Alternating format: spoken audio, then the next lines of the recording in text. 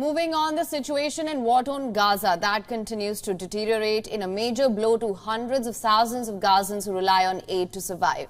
Well, the United Nations has now announced that they have suspended food distribution in the southern Gaza city of Rafah due to lack of supplies and insecurity caused by Israel's expanding military operation. The decision by the aid agency comes due to closures and disruptions at the Rafah and Kerem Shalom crossings into Gaza. Along with closed and chaotic land crossings, problems also plagued the US military's floating pier, meant to provide alternative route for aid into Gaza. The United Nations has planned new routes now to transport aid from the pier. On the diplomatic front, European countries including France, Belgium and Germany issued statements affirming their support for the International Criminal Court after its prosecutor sought arrest warrants for top Israeli and Hamas officials. Israel's longtime ally, the United States, has signaled support for possible ICC sanctions over Israel warrants. US Secretary of State Antony Blinken has suggested he will work with lawmakers on the potential sanctions.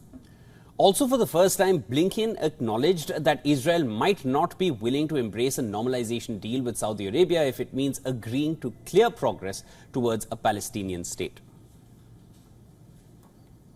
Meanwhile, reports are emerging that the Irish government is set to announce the recognition of Palestinian state today, a move strongly opposed by Israel.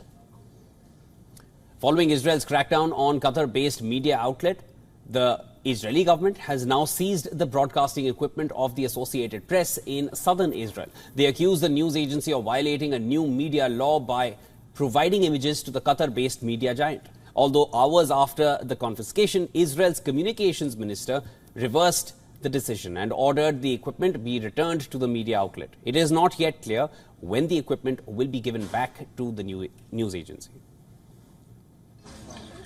On the battlefield, Israeli airstrikes have killed at least 5 people in Rafah.